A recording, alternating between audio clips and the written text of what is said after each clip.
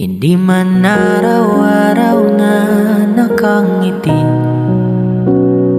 at ilang beses na rin tayong humihindi. Di na mabilang ang